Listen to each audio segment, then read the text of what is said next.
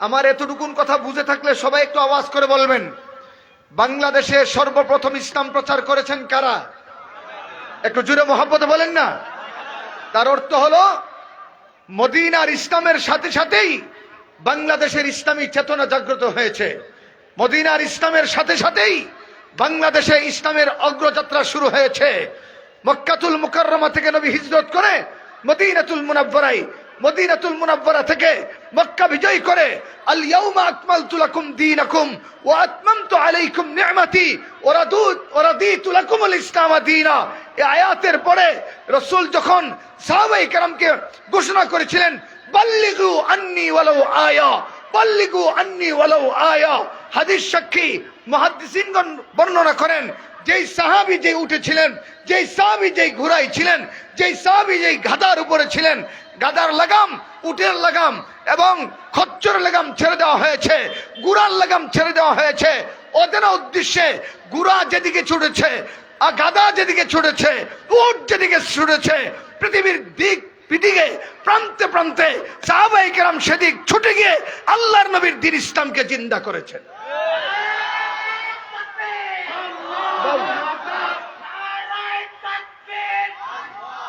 ভাই আমি বলবো স্লোগানের কথা, আপনাদের কিনে আমি দেবো। আমার দিকে তাকান, আপনি একটু বাংলাদেশ ভৌগোলিক অবস্থানের দিকে লক্ষ্য করেন।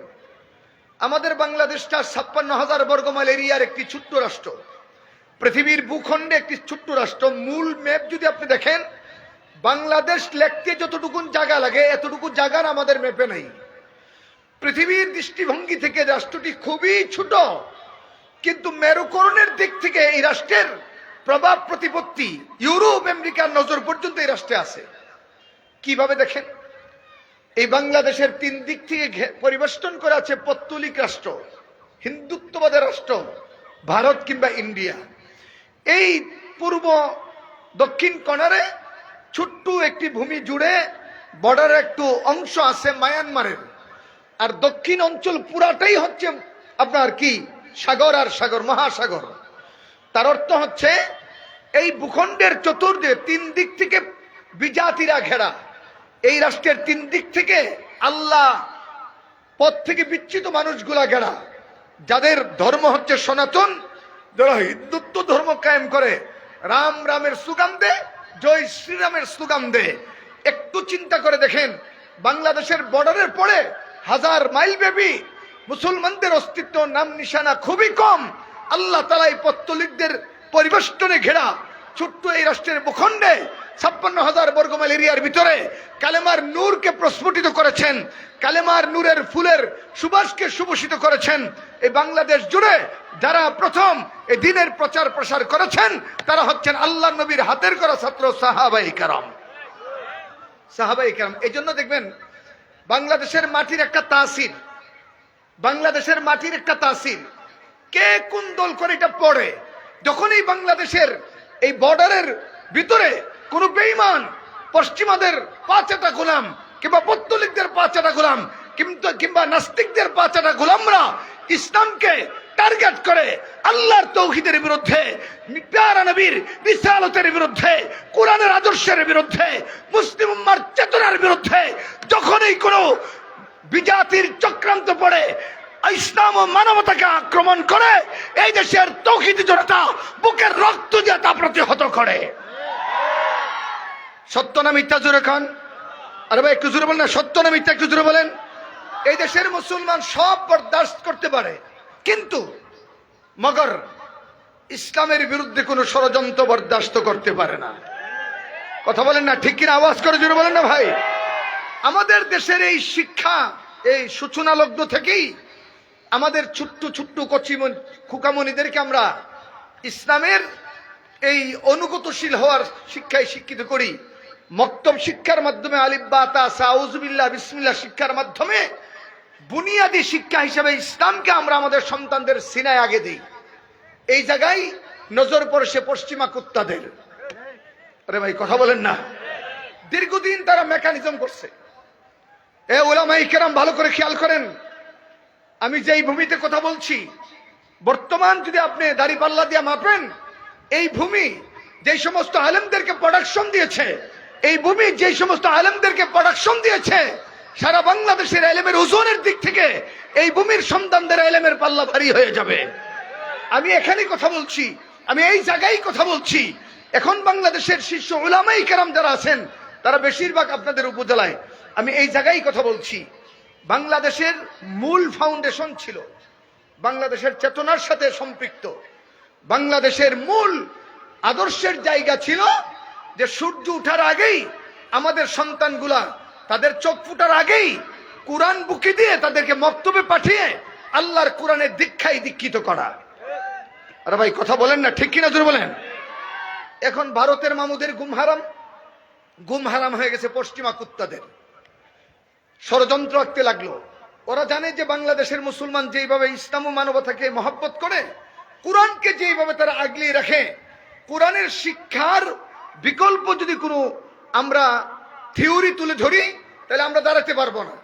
তো একটি চতুরতার সাথে, খুব চালাকির সাথে এই সকালবেলার শিক্ষা থেকে বাংলাদেশের ছোট্ট ছোট্ট কচি কচি সোনামণিদেরকে ফিরিয়ে তাদের সিনার মধ্যে হয়তো রামরামের শিক্ষার আদর্শ অথবা পশ্চিমা ট্রান্সজেন্ডারের শিক্ষার আদর্শে আদর্শিত করার, আর ভিতরে ষড়যন্ত্র হলো কোরআন শিক্ষা থেকে দেশের আগামী প্রজন্মকে বিচ্যুত করার একটি চক্রান্ত নিয়ে বিকল্প একটা আধুনিক শিক্ষা দাঁড় করালো, কিন্ডারগার্টেন, কেজি বেজি স্কুল।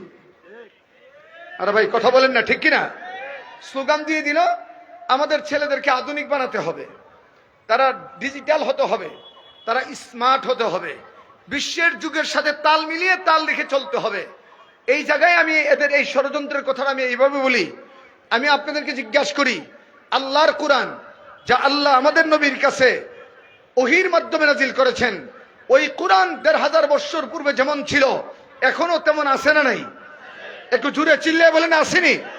কিয়ামত পর্যন্ত থাকবেনি? কেন এরকম হুবহু কপি কেন আছে? কেন কোরআন আপন মহিমায় দাঁড়িয়ে আছে?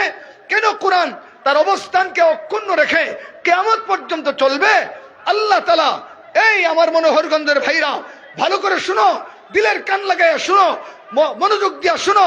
হ্যাঁ, এই কথা যত বেশি গ্রহণ করবা, আগামী প্রজন্ম তোমার দিন ইসলামের দিকে তত বেশি ধাবিত হবে, তোমার ইমান বাঁচবে, তোমার সন্তানের ইমান বাঁচবে। জেনে রাখো, আধুনিকতার বলে, কাটসাটের কথা বলে যারা কোরআনের শিক্ষার বিকল্প অন্য শিক্ষায় সন্তানদেরকে শিক্ষিত করতে চায়, তাদের উদ্দেশ্যে বলি, মুহাম্মদুর রাসূলুল্লাহর উপর আল্লাহ ১৫০০ বছর পূর্বে যে কোরআন নাজিল করেছে, সেই দিন থেকে নিয়ে কিয়ামত পর্যন্ত একটি পৃথিবী, একটি দুনিয়া, একটি সমগ্র জাহান যেইভাবে চললে আধুনিক হবে, ডিজিটালাইজড হবে, স্মার্ট হবে, সবগুলা নিয়মবর্তিকা, সবগুলা কানুন, সবগুলা বিধিবিধান আল্লাহ কোরআনে গুনে গুনে বলে দিয়েছেন। সুতরাং কোরআনের চাইতে আর আধুনিক কিছুই হতে পারে না। কোরআনের মোকাবেলায় যে আধুনিকতার কথা বলা হয়, এগুলো হলো নগ্নতা আর বেহায়াপনা। আর ভাই কথা আওয়াজ করে জোরে বলেন না, ঠিক কিনা? কোরআনের শিক্ষার বিকল্প যে আধুনিক শিক্ষার কথা বলা হয়, এগুলো হলো নগ্নতা, বেহায়াপনা, বেলাল্লাপনা, সমকামিতা আর বদমাশি। যেমন আপনাদের ওই যে আফা এখন দিল্লিতে আছে, পতিত লেডি ফেরাউন শেখ হাসিনা, কি নাম জুড়ে খান? আরে ভাই কথা বলেন না ভাই, কি আফার লেগে কি মায়া লাগে আপনাদের? এই আফা ওই মামুদেরকে খুশি করার জন্য বাংলাদেশের শিক্ষা ব্যবস্থার মধ্যে ট্রান্সজেন্ডার বিবর্তনবাদ এনে আগামী প্রজন্মকে সূক্ষ্মভাবে বেঈমান বানানোর পায়তারা চালিয়েছিল। জুলাই বিপ্লবে শুধু শেখ হাসিনার পরাজয় হয় নাই, আমাদের আগামী প্রজন্মের সন্তানদের ঈমানটা আমরা বাঁচাইয়া দিয়েছি। হ্যাঁ হ্যাঁ, এটাই বাস্তবতা। মুহতারাম হাজরিন, এবার আপনারা সবাই আওয়াজ করে বলেন, কোরআনের চাইতে স্মার্ট কিতাব আর হতে পারে? কোরআনের চাইতে ডিজিটাল কিতাব আর হতে পারে? কোরআনের চাইতে আর আধুনিক কিছু হতে পারে? তার মানে সব সময় যে কিতাব আধুনিক তার নাম কোরআন, সব সময় যেই কিতাব ডিজিটাল তার নাম কোরআন, সব সময় যেই কিতাব স্মার্ট সেই কিতাবের নাম কোরআন। সব সময় একটা পৃথিবীকে যেই বিধিবিধানের উপরে শান্তশিষ্ট রাখতে পারে ওই কিতাবের নাম কোরআন। গোটা দুনিয়াকে একটি কিতাব, একটি ইসম, একটি নিয়ম, একটি কনস্টিটিউশন, একটি সংবিধান অক্ষুণ্ণ অম্লান রাখতে পারে, ঘরে ঘরে নিরাপত্তার চাদরে আচ্ছাদিত করতে পারে, এর নাম হচ্ছে আল কোরআন। এর মোকাবেলায় যারা আধুনিকতা কয়, এর নাম হলো বেহায়াপনা। বলেন এর নাম কি? সবাই জোরে কোন এর নাম কি? আসেন 1 মিনিট এখানে আমার কথা রেখে আমি পশ্চিমা বিশ্বে একটু প্রবেশ করি। পশ্চিমা বিশ্বকে বর্তমান সমাজে বলে সভ্য সমাজ, সভ্যতার বাতিঘর। রাজনীতির রাজধানী বলা হয় লন্ডনকে, আর আমেরিকা হলো বিশ্ব মোড়ল। আমার দিকে তাকান, ওই রাষ্ট্রের সামাজিক জীবন বিচিত্রার বর্তমান সিচুয়েশনগুলো আপনারা একটু যাচাই করেন, দেখবেন ওই রাষ্ট্রে বিবাহ পরে ফ্রেন্ডশিপ আগে, ফ্রেন্ডশিপের মাধ্যমে বাচ্চা নেয় আগে, মন ছেলে বিয়া করে পরে। এটা তো আপনি নাউজুবিল্লাহ বলছেন খুবই কমটা শুনে, বেশিটা শুনলে কি বলবেন আপনারা আন্দাজ করেন। দ্বিতীয় কথা হলো, ওই রাষ্ট্রে নারীরা 18 বছর আগে বিবাহ ফ্রেন্ডশিপ করতে পারে না, নিষেধ। মনোহরগঞ্জের ভাইরা আপনারা একটু জুড়ে বলবেন, একটা মেয়ে কি সাবালিকা হয় 18 বছর বয়সে? ভাই কথা বলেন না কেন? সবাই জুড়ে একটু আওয়াজ করে বলেন না ভাই। কোন মেয়ে 12, 13 থেকে শুরু হয়, 14, 15 হলে একটা মোকাম্মাল সাবালিকা হয়ে যায়। তো সাবালিকা হয় আপনার 15 বছরের আগেই। তো একটা মেয়ের দেহে যখন গ্রোথের কারণে যৌনতা আসে, তখন ওই মেয়েটা তার ওপেন রাষ্ট্রে এই যৌনতাকে খরচ করার জন্য ভিন্ন উপায় খুঁজতে থাকে। হ্যাঁ, এই উপায়টা কুত্তা কুত্তির চাইতে নিকৃষ্ট। কিভাবে দেখেন, আমাদের বাংলাদেশের কায়েদে মিল্লাহ আল ইসলামিয়া আল্লামা জুনাইদ বাবনগরী রহমাতুল্লাহ আলাইহি, তিনি ছোট্ট একটি রিসালা লিখেছেন, ইসলাম বনাম সমকালীন মতবাদ। ও উলামা ভাইরা আমার, একটু ভালো করে মনোযোগ দিয়ে এই কথাগুলো কোট করেন, আর আপনারা জাগ্রত হন।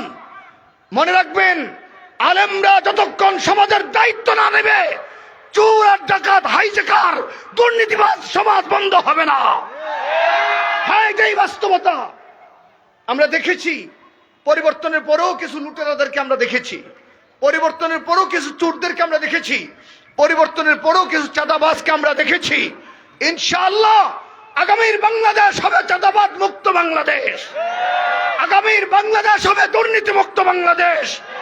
চাঁদাবাদি করতে আসবে তো পিটার চামড়া থাকবে না। আর এই দায়িত্ব নিতে হবে উলামায়ে কেরামকে। হ্যাঁ, মিস্টার মাওলানা সমন্বিত একটি সমাজ আমরা আগামীতে উপহার দিতে চাই। থাকবেন তো সাথে ইনশাআল্লাহ? সবাই থাকবেন তো ইনশাআল্লাহ? উলামায়ে কেরাম শুনেন কি অবস্থা দেখেন। আল্লামা বাবনগরী দ্য টাইমস অফ আমেরিকার তথ্যের উপরে লিখেন যে আমেরিকার অধিকাংশ বাবা, শতকরা হিসাবে 17 জন, মানে 100 জন বাবার 17 জন ইউরোপ আমেরিকার বাবা তার আপন মেয়েকে 15 থেকে 18 এই 3 বছর নিজে ভোগ করে। অবস্থা হয়েছে না ভাই? একটু জুড়ে চিল্লে বলেন না নাউজুবিল্লাহ, বলেন না, একটু জুড়ে বলেন না নাউজুবিল্লাহ। এবং আপনি শুনলেন তাজ্জব হবেন, সমকামিতা, ট্রান্সজেন্ডার, সমকামিতা জার্মানির মতো রাষ্ট্রে শতকরা প্রায় 21% সমকামিতায় বিশ্বাসী, মানে ছেলে ছেলে মেয়ে মেয়ে যৌনতা করবে। আমি আপনাদেরকে বলি, আপনাদের এই মনোহরগঞ্জে কুত্তা আসেনি? আর ভাই কথা বলেন না কেন? কুত্তি আসেনি? কুত্তি, কুত্তা এক কুত্তির লেগে ভাগল ওই কোন মাসে? বলেন না ভাই, একটু জুড়ে চিল্লে বলেন না, কোন মাসে? ভাদ্র মাসে। আচ্ছা আপনারা বলেন তো, কুকুর কি কুকুরের পিঠে উঠে না কুত্তির পিঠে উঠে? আরে ভাই কথা বলেন না ভাই। তাহলে কুকুরও নিয়ম হলো তার বিপরীত লিঙ্গে তালাশ করা। ইউরোপ আমেরিকার সভ্যতা হারিয়ে অসভ্যতার কোন চূড়ায় গিয়া তারা পৌঁছেছে, সমাজ নষ্টের কোন জায়গায় তাদের অবক্ষয়তাকে ঠেকেছে দেখেন। ছেলে ছেলে মেয়ে মেয়ে সমকামিতা করে। এই সমকামিতার মূল রূপক অর্থ হলো ট্রান্সজেন্ডার, যা হাসিনা আফা বাংলাদেশে কায়েম করার পাই তারা চালিয়েছিল। আমরা পরিষ্কার অপিনিয়ন দিয়েছি যে আফা দিল্লি কিংবা ওয়াশিংটন কিংবা হোয়াইট হাউস কিংবা লন্ডন পৃথিবীর যেই জায়গায় আপনি তাকান, পৃথিবীর অন্য জায়গায় বিজাতিদের আভয়ারণ্যে সমকামিতা চলতে পারে, কিন্তু শাহজালাল রহমতুল্লাহ আলাইহির এই সোনার বাংলাদেশে, আল্লামা নূর হোসেন কাসিমির সোনার বাংলাদেশে, আল্লামা আহমদ শফি রহমতুল্লাহ আলাইহির দেশে, হাফিজ হুজুর, পীর হুজুর, ফখরে বাঙ্গাল, কারি ইব্রাহিমের দেশে ট্রান্সজেন্ডারের মতো ঘৃণিত মতবাদ প্রতিষ্ঠা করতে দেওয়া হবে না।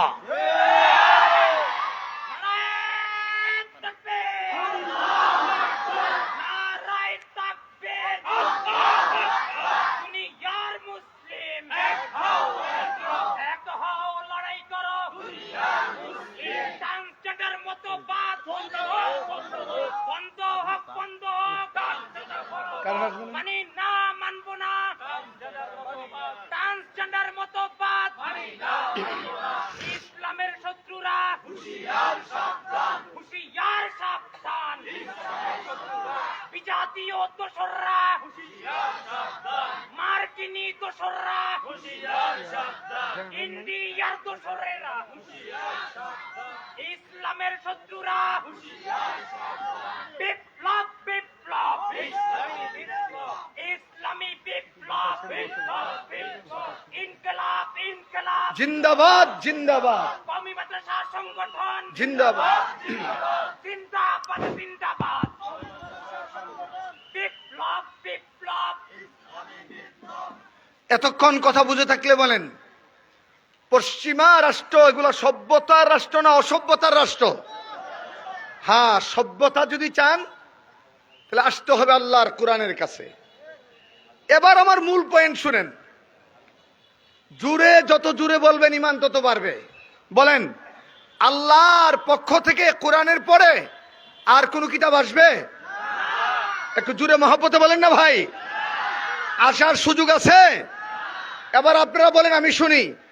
কুরআনুল কারীম যেই নবীর উপর নাজিল হয়েছে তার নাম কি?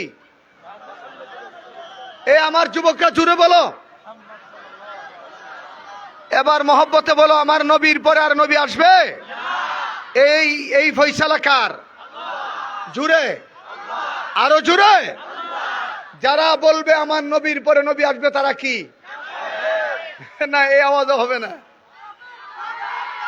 মাইকের মতো আওয়াজ হইব না, আরো জুড়ে হতে হবে। বলেন, নবীর পরে যারা নবী দাবি করে তারা কি? জুড়ে, তারা কি? আন্তর্জাতিক পরিমণ্ডল মানলেও কাফের, না মানলেও কাফের। ঠিক কিনা? জুড়ে বলেন, ঠিক কিনা? বাংলাদেশের রাষ্ট্রীয় কনস্টিটিউশনে আসলেও থাকলেও কাফের, না থাকলেও কাফের। কথা বলেন, ঠিক কিনা? জুড়ে বলেন। নবীর খতমে নবুয়ত অস্বীকারীরা কাফের, এই ফয়সালা স্বয়ং বলেন না কার? একটু জুড়ে বলেন না কার? আমি এখন একটু ঘুরিয়ে বলি। বাংলাদেশের স্বাধীনতার প্রথম সূর্য উদয় হয়েছে 54 বছর। 54 বছরে ক্ষমতার বহু পালা বদল আমরা দেখেছি, কিন্তু বাংলাদেশের মুসলমানের সেন্টিমেন্টকে নিয়ে এই 54 বছরে যত রাজা বাদশাহ এসেছে, যত রাষ্ট্রপতি আর প্রধানমন্ত্রী এসেছে, বাংলাদেশের মুসলমানদের ইমানের সাথে গাদ্দারি করেছে। সেই গাদ্দারিটা কি? সমস্ত মুসলমানের একটি প্রাণের দাবি ছিল যে মুসলিম সংখ্যাগরিষ্ঠ দ্বিতীয় অধ্যুষিত মুসলিম রাষ্ট্র সোনার বাংলাদেশে নবীর চূড়ান্ত ইসলাম ও মানবতার চূড়ান্ত দুশমন কাদিয়ানি কুত্তাদেরকে রাষ্ট্রীয়ভাবে মুসলিম ঘোষণা করতে হবে। এই দাবি আমাদের সবার ছিল কিনা? জোরে কন, আছে না নাই? থাকবে কি থাকবে না? কিন্তু 54 বছরের বাংলাদেশের এই রাজনীতির ইতিহাসে কোন রাষ্ট্র সরকার মুসলমানের এই প্রাণের দাবিটা মেনে নেয় নাই। এই ক্ষেত্রে সবাই মুসলমানের সাথে বিশ্বাসঘাতকতার গাদ্দারি করেছে। জুলাই বিপ্লব হয়েছে। জুলাই বিপ্লবের চেতনা মূলত এই দেশে সূচনা করেছে উলামায়ে কেরাম। আমার দিকে 1 মিনিট তাকান, লম্বা সময় আমার হাতে নাই, আমি খুব শর্ট করে বলি। বাংলাদেশের স্বাধীনতার আগের কথা বাদ দিলাম, ব্রিটিশ খেতাব আন্দোলন তো আমাদের বাপদাদারা করেছে। এই ব্রিটিশ আন্দোলনের মাধ্যমে উলামায়ে কেরাম ব্রিটিশ কুত্তাদেরকে বিতাড়িত করার পরে পাকিস্তান হয়েছে। পাকিস্তানের পরে আমরা বাংলাদেশ পেয়েছি। আমি বাংলাদেশ থেকে একটা একটা করে ইতিহাস আপনাদেরকে বলি। বাংলাদেশের রাজনীতি যখন গুলাটে অবস্থায় আচ্ছাদিত হয়েছিল এই বাংলাদেশের রাজনীতিকে পরিচ্ছন্ন করে কোরআনের আওয়াজকে পার্লামেন্টে বুলন্দ করার জন্য সর্বপ্রথম যে ইসলামের মহারথী তওবা রাজনীতির ডাক দিয়েছিলেন তিনি হচ্ছেন আপনাদের এলাকার সূর্য সন্তান আল্লামা মোহাম্মদুল্লাহ হাফিজুর রহমাতুল্লাহ আলাইহি। এরপর আপনারা জানেন ক্রমান্বয়ে বাংলাদেশের হাফিজুর রহমাতুল্লাহ আলাইহি রাজনীতির তওবা রাজনীতির সূচনা থেকে নিয়ে শুরু করে এই দেশে আপামর মুসলিম জনতার কণ্ঠস্বর হিসাবে উলামায়ে কেরাম ইসলামী রাজনীতির প্রবর্তন করে নতুন একটি আশা জাগে নিয়ে বিপ্লব কায়েম করেছিল। এরই মধ্যে 1991 কিংবা 92-এর কোনো এক সময় ভারতের বর্তমান যে ফেরাউনের প্রেতাত্মা ক্ষমতায় আচ্ছাদিত মিস্টার নরেন্দ্র মোদী, সে তখন গুজরাটের মুখ্যমন্ত্রী ছিল। ভারতবর্ষের ইতিহাসের অন্যতম আল্লাহর ঘর, যেই ঘরটি শত শত বৎসর যাবৎ ভারতের বুকে ইসলামের স্মৃতিকে ধারণ করে দাঁড়িয়েছিল। আজানের পরে হাজার হাজার আল্লাহর বান্দারা একসাথে যেই মসজিদে নামাজ আদায় করতে পারত, এই মসজিদের নাম হলো বাবরি মসজিদ। রামের জন্মস্থানের ঠুনকো অজুহাত দিয়ে, মিথ্যা কাল্পনিক অজুহাতের নাটক সাজিয়ে বাবরি মসজিদকে উগ্র হিন্দুদের মাধ্যমে এই নরেন্দ্র মোদী গুজরাটের কসাই, কাশ্মীরের কসাই, সে লেলিয়ে দিয়ে বাবরি মসজিদকে শহীদ করেছিল। বাংলাদেশ থেকে গর্জে উঠেছিলেন বর্তমান শাইখুল হাদিস আল্লামা মামুনুল হক সাহেবের আব্বা শাইখুল হাদিস আল্লামা আজিজুল হক রহমাতুল্লাহ আলাইহি। তার আরেকটি অবদানের কথা আপনাদেরকে বলি। বর্তমান বাংলাদেশে দুই ধরনের ইসলামী শিক্ষা প্রচলিত, একটা কওমি ধারা দর্শে নিজামি, আর একটা হলো ব্রিটিশ শাসিতদের দ্বারা পরিচালিত ছিল, যার নাম আলিয়া মাদ্রাসা। আলিয়া মাদ্রাসা যখন মুহাদ্দিস সংকটে ভুগছিল, যখন যোগ্য মুহাদ্দিস দ্বারা হাদিস পড়াতে ব্যর্থ হয়ে যাচ্ছিল, মাদ্রাসাটির মূল অস্তিত্ব যখন সংকটাপন্ন, তখন বাংলাদেশের ইতিহাসে প্রথম বুখারী শরীফকে বঙ্গানুবাদ যিনি করেছেন তিনি হচ্ছেন আল্লামা আজিজুল হক রহমাতুল্লাহ আলাইহি। একটু জোরে সুবহানাল্লাহ বলবেন না ভাই? হ্যাঁ, আমাদের উলামায়ে কেরাম ইসলামের এই চেতনা শুধু কওমি মাদ্রাসা পর্যন্ত সীমাবদ্ধ রাখে নাই। আপনি বাংলাদেশের ইতিহাসে ঢাকা আলিয়া থেকে সরসিনা আলিয়া থেকে আপনার এই যে দামতি আলিয়া থেকে কুমিল্লা আলিয়া, যত বৃহত্তর বড় বড় আলিয়া আছে, সমস্ত আলিয়াতে হাদিসের খেদমত যারা করেছেন তারা কওমির সূর্য সন্তানেরা। হ্যাঁ, এটাই বাস্তবতা, হ্যাঁ এটাই সত্য কথা। হ্যাঁ মুহতারাম হাজরিন, আপনাদের জানা আছে এই বাবরি মসজিদের ব্যাপারে 1993 সালে 5 লক্ষ মুজাহিদদের মাধ্যমে একটি লং মার্চ করেছিলেন বাবরি মসজিদকে পুনরুদ্ধার করার জন্য। এই লং মার্চের যিনি নেতৃত্ব দিয়েছেন তিনি কওমি আলেম আল্লামা শাইখুল হাদিস আজিজুল হক রহমাতুল্লাহ আলাইহি। 2 নম্বর গনেন, 3 নম্বর কি বলবো নাকি? তসলিমা নাসরিনের উত্থান হয়েছিল 91 থেকে 95-এর ভিতরে। তাই আমার দিকে তাকান, তসলিমা নাসরিনের নাম শুনছেন আপনারা? আরে ভাই কথা বলেন না কেন? ইতিহাসে, বাংলার ইতিহাসে এমন বেশ্যা মহিলা হয় নাই, হবে কিনা আল্লাহ জানে, যে বলেছিল যে আমার দেহ আমার মন, যাকে খুশি তাকে দেব।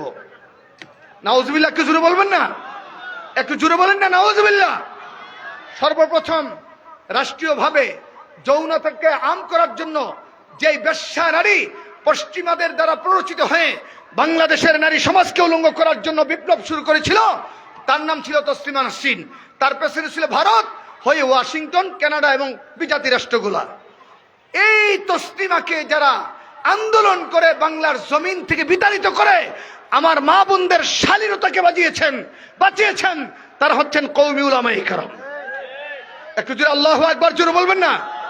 3, 4, বাংলাদেশের ইতিহাসে কোরআন নিয়ে সবচেয়ে বড় চক্রান্ত হয়েছিল 2001 সালে। আমি কি বলবো না? কষ্ট হচ্ছে আপনাদের? ইতিহাসগুলো যদি ভুল হয় আমার দাড়ি জিহ্বা কেটে দিবেন। আমি আপনাদের বৃহত্তর কুমিল্লারই একজন সন্তান, ফখরে বাঙ্গাল মুফতি আমিনী বড় হুজুরের দেশের মানুষ। আমি ভাই হয়ে আপনাদেরকে ইতিহাসগুলো স্মরণ করাই দেই। বর্তমান ইসলামের লেভেল লাগাইয়া একদল গাদ্দার আমাদের বিরুদ্ধে ষড়যন্ত্র শুরু করেছে। তাদেরকে পরিষ্কার বলি, আলেমদের সমর্থন ছাড়া, আলেমদের ডিরেকশন ছাড়া ইসলাম চলে না, চলতে পারে না। আলেমদের সমর্থন ছাড়া যে ইসলাম হয়, এই ইসলাম হবে লেস কাটা ইসলাম। কথা বলেন ঠিক কিনা? আওয়াজ করে জোরে বলেন।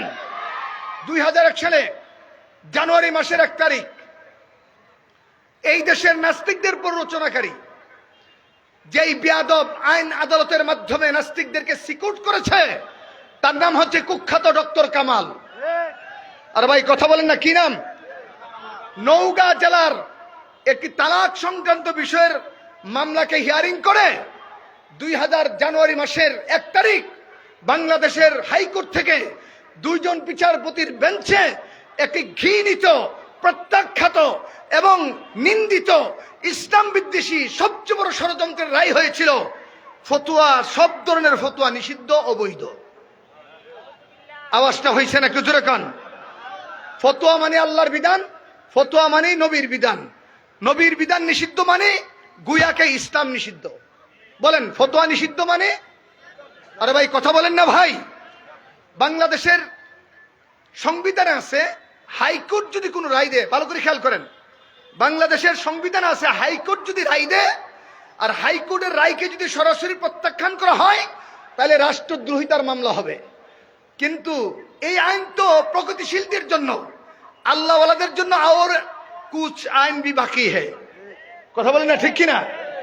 ওই সময় বাংলাদেশের মুসলমান আগামী প্রজন্মের এই হালাল জাদার উপায়কে বাঁচিয়ে রাখে কোরআন সুন্নাহর ফতোয়াকে টিকিয়ে রাখার জন্য সর্বপ্রথম হাইকোর্টের রায়কে বৃদ্ধাঙ্গুলি দেখে 2 বিচারপতিকে মুরতাদ ফতোয়া দিয়ে তাদের বিরুদ্ধে যুদ্ধ ঘোষণা করেছিলেন মুফতি আমিন রহমাতুল্লাহ আলাইহি।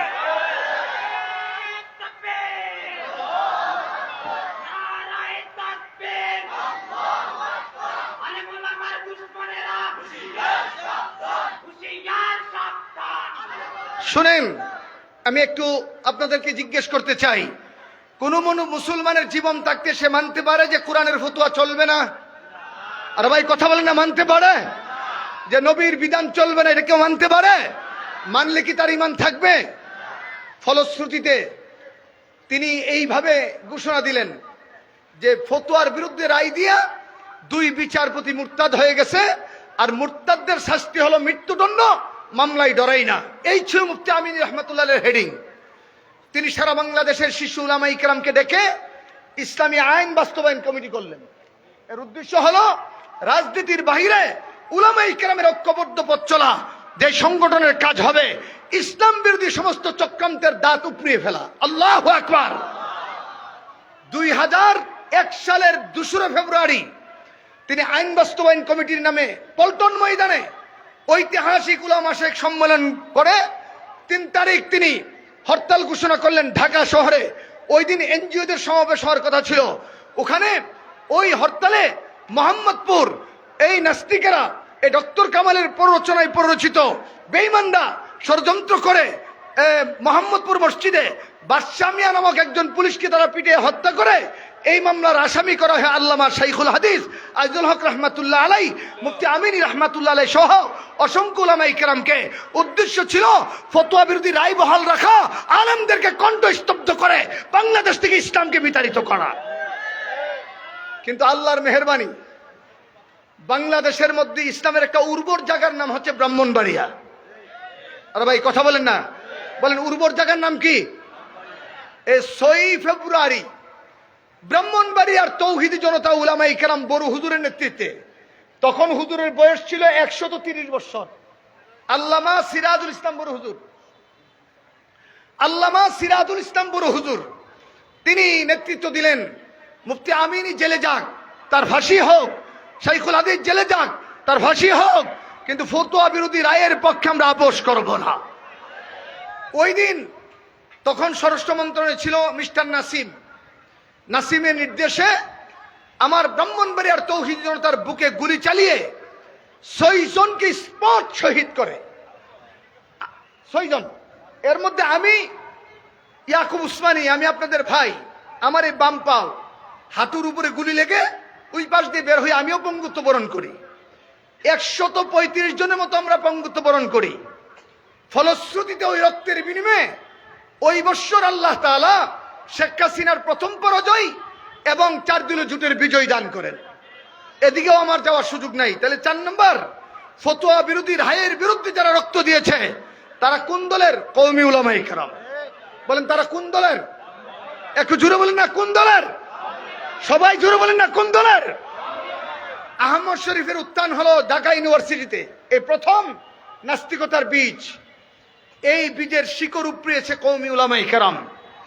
আস্তে আস্তে আস্তে আস্তে 2013 সাল ক্ষমতার মসনদে লেডি ফেরাউন শেখ হাসিনা দিনের বুট রাতে চুরি করে ভারতের প্ররোচনার মাধ্যমে এই দেশের ক্ষমতাকে কবজা করে সে একটার পর একটা শোষণ ইসলাম বিরোধী চক্রান্ত শুরু করে।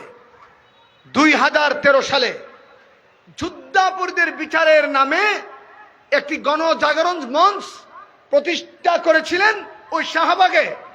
যেই গণজাগরণ মঞ্চের নেতার নাম ছিল ইমরানের সরকার, আর নেত্রীর নাম ছিল লাকি। ভাই বলেন না ভাই, নেতার নাম কি? জুড়ে বলেন না। আর নেত্রীর নাম কি? ওই সম্মেলনে যারা যাইতো 3টা জিনিস তাদের জন্য ফ্রি ছিল, উপঢৌকন ছিল। নাম্বার এক একটা বিরিয়ানির পুটলা। নাম্বার 2 500 টাকার একটা নোট। নাম্বার 3 বদমাশদের জন্য একজন মাগি ফ্রি। এই গণজাগরণ মঞ্চের পাহারাদারি করত লেডি ফেরাউনের প্রেতাত্মারা। বড় আফসোসের ব্যাপার, এই গণজাগরণ মঞ্চের যুদ্ধাপরাধীদের বিচারের ছত্র ছায়ায় কিছু ব্লগার নাস্তিক ব্লগ কায়েম করে।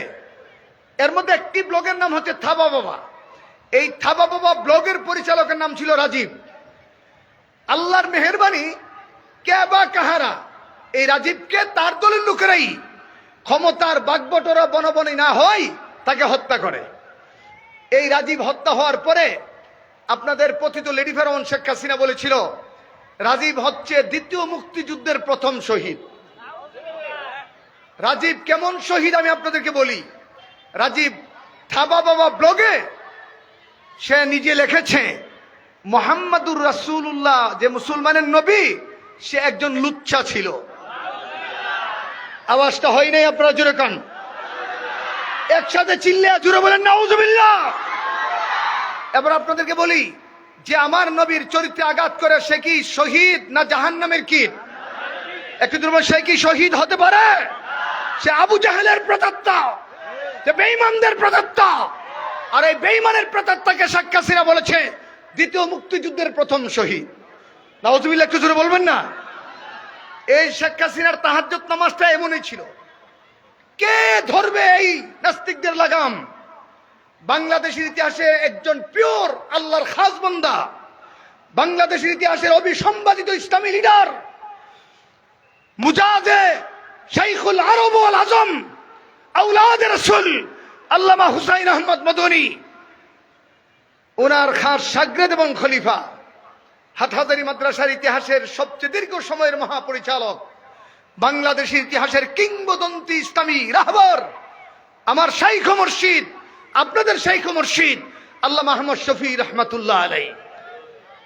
তিনি তার হেফাজতের মাধ্যমে হুঙ্কার দিলেন রাজপথে আমার নবীকে লুচ্চা বলে গালি দিবে আর আমরা 10টা দৃষ্টি বসে থাকবো, এটা কখনো হতে পারে না। তিনি আঙ্গুলের ইশারা দিয়ে লং মার্চ কায়েম করেছিলেন শাপলা চত্বরে। শাপলার ইতিহাসের মহানায়কের নাম আল্লামা আহমদ শফি রহমাতুল্লাহ আলাইহি। বাংলাদেশের স্বাধীনতার পরে অদ্যাবধি আজ পর্যন্ত শাপলার ইতিহাসের নমুনা কেউ কায়েম করতে পারে নাই। আগামীতে পারবে কিনা আল্লাহ ছাড়া কেউ জানে না। শাপলার ইতিহাসের মহানায়ক আল্লামা আহমদ শফি এই লং মার্চ কায়েম করে। আপনাদের এই অডিশনে যারা আছেন অনেকে সেদিন নবীর মহব্বতে গিয়েছিলেন। আপনারা জানেন নবীর তৌহিদি জনতারা, নবীর উম্মতেরা, নবীর আশিকেরা যাতে ওই শাপলা চত্বরে পৌঁছতে না পারে সরকার নিজে হরতাল ঘোষণা করেছিল। সত্য না মিথ্যা জোরে কান। কিন্তু প্রেম যখন জাগ্রত হয় দুনিয়ার সমস্ত আইন তখন তুচ্ছ হয়ে যায়। আর নবীর প্রেম হইলে তো কোনো কথাই নাই। নবীর প্রেমের দাবি কি? লা ইউমিনু আহাদুকুম হাত্তা আকুনা আহাব্বা ইলাইহি মিন ওয়ালিদিহি ওয়া ওয়ালাদিহি ওয়ান নাসি আজমাইন। নবীর মহব্বত মা বাবা, স্ত্রী, সন্তান সন্ততি নিজের জীবনের চাইতে কম না বেশি? একটু জোরে বল না, কম না বেশি? আর নবীর দুশমনদের নবীরে গালি দেয়। এই ব্যাপারে হাদিস সাক্ষী, মান সাব্বা নাবিয়্যান ফাকতুলু, মান সাব্বা নাবিয়্যান ফাকতুলু, মান সাব্বা নাবিয়্যান ফাকতুলু। যারা নবীকে গালি দিবে, নবীকে কটূক্তি করবে, তার গর্দান উড়াইয়া দিতে হবে। বলেন নবী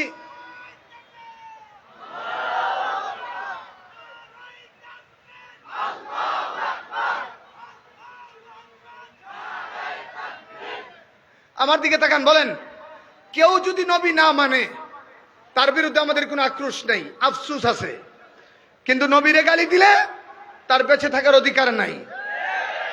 এই মনোহরগঞ্জের ভাইরা একটু জোরে বলেন, নবীরে গালি দিলে সে কি বাংলাদেশে থাকার অধিকার রাখে?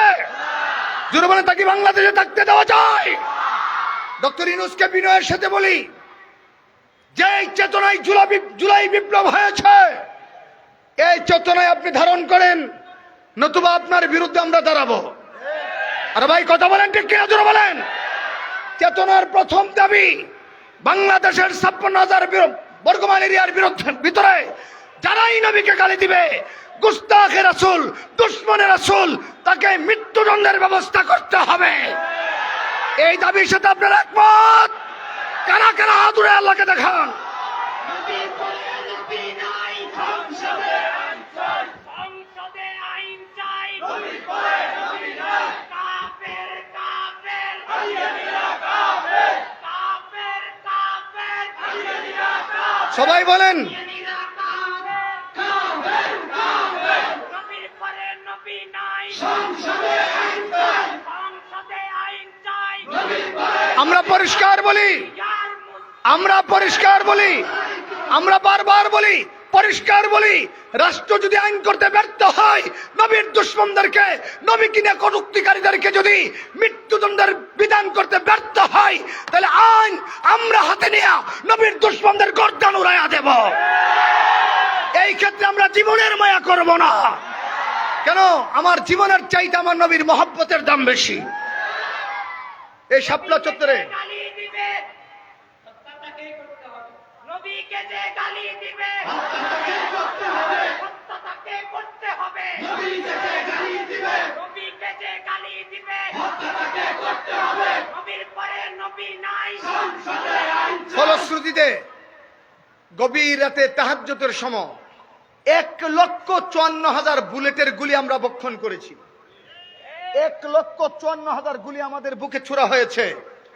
আমাদের শত শত ভাইকে শাহাদতের শরাব পান করিয়ে জান্নাতে পাঠানো হয়েছে। আমাদের হাজার হাজার ভাইদেরকে পঙ্গুত্ব বরণ করতে হয়েছে। বিনিময়ে আল্লাহ তাআলা ওই ইমরানের সরকারের ওই শাহবাগীদেরকে কবর রচনা করেছে। দেখেন আল্লাহওয়ালাদের কথার কি প্রভাব দেখেন।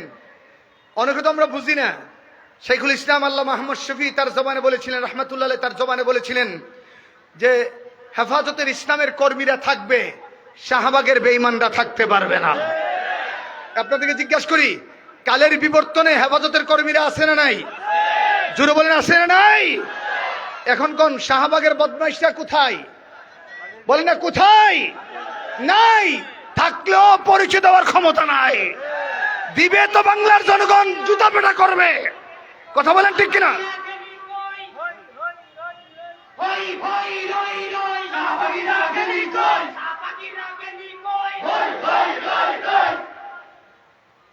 পাঁচ নম্বর, এই নবী প্রেমিকদের সেদিনের রক্তই জুলাই বিপ্লবের সূচনা। একটু আল্লাহু আকবার জোরে বলবেন না ভাই? দেখেন, বিএনপির মতো বড় দল শেখ হাসিনার মোকাবেলা করতে ব্যর্থ হয়েছিল।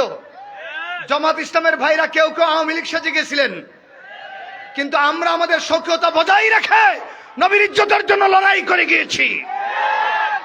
এখন আপনাদের একজন বক্তা মিস্টার আমির হামজা, সে কৌমি মৌলবীরা মাদ্রাসা মসজিদ ছাড়া আর কিছুই করে না। ওমা কথা কয় না, বলেন না। এতক্ষণ যে এই ইসলামী আন্দোলনের ইতিহাসগুলো বললাম, এগুলো কোন সম্প্রদায় করেছে বলেন তো? একটু জোরে আওয়াজ করে বলেন তো দেখি। আর চোখে যখন সর্ষে ফুল ফুটে তখন সত্য দেখার মালাকা তার থাকে না। মিস্টার আমির হামজা, আপনাকে বলি, আজকে মহিবুল্লাহ বাবুনিকে করে নিয়ে কটূক্তি করেন, আজকে উলামায়ে কেরামের শানের বিরুদ্ধে বক্তব্য দেন। মনে রাখবেন, আমরা কোনো ক্ষমতার জন্য লালায়িত না, ক্ষমতার চেয়ার পাওয়ার জন্য আমরা আচ্ছাদিত না। তবে ক্ষমতায় যারাই থাকবে, যারাই আসবে, আমার নবীর মর্যাদা, আল্লাহর মর্যাদাকে বলবৎ করতে হবে। আলেমদের বিরুদ্ধে বিষোদগার করবেন, এদেশের জনগণ আপনাদেরকে লাল কার্ড দেখাবে। মহিবুল্লাহ বাবুরগুরি ইতিহাসের শ্রেষ্ঠ ইসলামী মহানায়ক।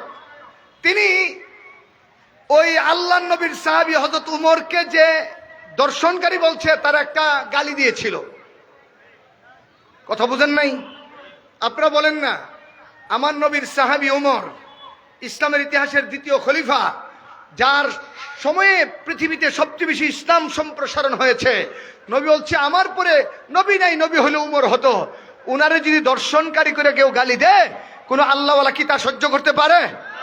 একটু জোরে বলেন না, পারে নাকি? যেই তামাশা এবার দেখাইছেন একটু ক্ষমতার লেগা, রুজা ফুজা, কৃষ্ণ বিষ্ণু মোহাম্মদ ঈসা মুসা সব শান্তির বার্তাবাহক। মনে রাখবেন, কুফর আর ইসলাম একসাথে চলতে পারে না। এই মনোহরগঞ্জের ভাইরা জুড়ে বলেন, কুফর আর ইসলাম একসাথে চলতে পারে না। আল্লামা দেলোয়ার হোসেন সাঈদী রাহমাতুল্লাহ আলাইহি বলেছেন, ওরা মুনাফিক যারা মসজিদও যা মন্দিরও যায়। এটা দেলোয়ার হোসেন সাঈদী রাহমাতুল্লাহ আলাইহি বলেছিলেন, যারা মসজিদও যায় মন্দিরও যায় তারা মুনাফিক, আর মুনাফিকদের দ্বারা ইসলাম কায়েম হবে না। হ্যাঁ, সংখ্যালঘুদের নিরাপত্তা নিশ্চিত করব, বাহির থেকে তাদের পাহারাদারি করব, কিন্তু তাদের মন্দিরে গিয়ে উইশ কিংবা শুভেচ্ছা জানানো যাবে না। রোজা আর পূজাকে মুদ্রার উবিট বলা যাবে না, বললে ঈমান থাকবে না। রাসূল বলেছে, লা তুশরিক বিল্লাহি শাইআ ওয়া ইন কুতিলতা ওয়া হুররিকতা। তোমার গর্দান জ্বলে যাবে, তুমি পুরলে পুরবা, তবে আল্লাহর সাথে শরীক করা যাবে না। আমার ঈমানের প্রধান সেন্টিমেন্ট হচ্ছে তাওহীদ। বলেন, আমার ঈমানের প্রধান সেন্টিমেন্ট কি? মনোহরগঞ্জ উলামায়ে কেরামের পক্ষ থেকে বিনয়ের সাথে বলি, নতুন বাংলাদেশে কোরআনের শাসনের জন্য বাংলাদেশের মানুষ মুখিয়ে আছে। কথা বলেন ঠিক কিনা, জোরে বলেন। পার্লামেন্টে কোরআন জারি করার জন্য এই দেশের মানুষ তাকিয়ে আছে। এদেশের মানুষ শোষণের রাজনীতিতে অতিষ্ঠ হয়ে গেছে। এখন ঐক্যবদ্ধ পথ চলা সময়ের দাবি। আল্লামা মহিবুল্লাহ বাবুনিগুরি কিংবা শীর্ষ আলেমদেরকে যদি টার্গেট করে কোনো কটূক্তি করা হয়, মনে রাখবেন, ইতিহাসের আস্থা করে আপনাদেরকে নিক্ষিপ্ত হতে হবে। কথা বলেন ঠিক কিনা, আওয়াজ করে জোরে বলেন। এই দেশের পথ, গতিপথ, এই দেশের ইসলামী তাহদিদ তামাদ্দুনের চালিকা শক্তি হেফাজতে ইসলামের হাতে আছে এবং থাকবে। আগামী সরকার হেফাজত গঠন করবে না, তবে সরকারকে হেফাজতের কমান্ড মেনে চলতে হবে। সর্বশেষ কথা একটু জোরে আওয়াজ করে বলেন, আমার নবীর পর আর নবী আছে? জোরে একসাথে বলেন না ভাই, আমার নবীর পর আর নবী আছে? এই ফয়সালা কার? একটু জোরে বলেন, এই ফয়সালা কার? যারা পারেন আমার সাথে পড়েন, মা কানা মুহাম্মাদুন আবা আহাদিম মির রিজালিকুম ওয়ালাকিন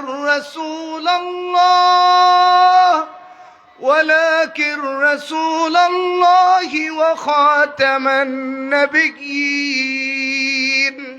আল্লাহ বলেন, আমার নবী মুহাম্মদ তোমাদের প্রাপ্তবয়স্ক কোনো পুরুষের পিতা নন, ওয়ালাকিন রাসূলুল্লাহ, তিনি নিরেট আল্লাহ রাসূল, ওয়া খাতামুন নাবিয়্যিন, এবং নবীদের খাতম কিংবা নবীদের শেষ। আওয়াজ করে বলেন, আমার নবীর পরে নবী আসবে না। এই ফয়সালা কার? একটু জোরে চিল্লিয়ে বলেন না ভাই। এই খতমে নবুয়ত হচ্ছে ঈমানের বাউন্ডারি। আরে ভাই বলেন না, সবাই বলেন না ভাই। খতমে নবুয়ত হচ্ছে ঈমানের বাউন্ডারিতে আঘাত আসলে মুসলমান জীবনের পরোয়া করা যায় না। কথা বলেন ঠিক কিনা, জোরে বলেন। বাংলাদেশের ইতিহাসে মানবতা কিংবা ইসলামী তাহজিব তামাদ্দুন, ইসলাম মানবতার সবচেয়ে বড় শত্রুর নাম হচ্ছে কাদিয়ানি শয়তান। এবার ঈমানের আওয়াজে জোরে বলবেন, কাদিয়ানিরা মুসলমান না কাফের? জোরে বলেন, তারা মুসলমান না কাফের? রাষ্ট্রীয়ভাবে ঘোষণা করলো কাফের, না করলো এ সিদ্ধান্ত কার? আমাদের সামনে এই খতমে নবুয়তের পক্ষে কাদিয়ানীদের বিরুদ্ধে একটা অঘোষিত জিহাদের সময় এসেছে। আগামী 15ই নভেম্বর। আমার কথা কয় না, বলেন না। আগামী কত নভেম্বর? কিবার পরে? সামনের শনিবার, মানে আজকে শনিবার, আগামী শনিবার বাংলাদেশের কিংবদন্তি আলেম ইসলামী রাহবার আল্লামা পীর সাহেব মধুপুরী দামাত বরকাতুমুল আলিয়া, আপনারা দেখেছেন 2013 সালে তার গা থেকে একটি রক্তাক্ত ইতিহাস জারি হয়েছিল। 21 সালে আর কি কথা বলে গিয়েছি, পরে বলি। এই 2021 সালে মূর্তি বিরোধী আন্দোলনে তার পরিবার এবং তার উপরে অমানবিক জুলুম এবং শোষণ চালিয়েছিল পতিত লেডি ফেরাউনের কুত্তারা। ওনার মাথা থেকে জোরে রক্ত ঝরে গোটা শরীরটা রক্ত রঞ্জিত হয়েছিল। এরপরও তিনি ফ্যাসিস্ট হাসিনার চোখে আঙ্গুল রেখে কথা বলেছেন, আপোষ করেন নাই। তিনি সমস্ত উলামায়ে কেরামকে সমন্বিত করে নবীর খতমে নবুয়তের জন্য কাদিয়ানীদেরকে কাফের ঘোষণা করার লক্ষ্যে একটি মহা সমাবেশ নামক একটি জিহাদের আহ্বান করেছে সাহারাওয়ার্দী উদ্যান ময়দানে। আগামী 15ই নভেম্বর রোজ শনিবার সকাল 10 ঘটিকা। ভাই কথা বলেন না, বলেন কত তারিখ? সবাই বলেন না কত তারিখ? একটু জোরে বলেন কত তারিখ? কি বার? জোরে বলেন কি বার? কোথায়? এই সমাবেশে শরীক হওয়া নবীর মহব্বতের প্রমাণ বহন করবে। এবার আপনাদেরকে জিজ্ঞাসা করি, নবীর মহব্বত দরকার আছে না নাই? একটু জোরে কোন, কতটুকু দরকার? নিজের জীবনের চাইতে বেশি। আমরা প্রয়োজন আসবাবপত্র নিয়ে যাব। ওই দিন যদি হুজুররা ঘোষণা করে, আমাদের রাহবররা ঘোষণা করে, ঢাকার রাজপথ দখল করে বসে যাও, যতক্ষণ সরকারের পক্ষ থেকে ইসলামের ইতিহাসে নিকৃষ্ট কাফের কাদিয়ানীদেরকে কাফের ঘোষণা না হবে, রাজপথ ছাড়া যাবে না। এর জন্য কি আপনারা প্রস্তুত আছেন? জান দিতে রাজি আছেন? মাল দিতে রাজি আছেন? কারা কারা হাত উঠে আল্লাহকে দেখান।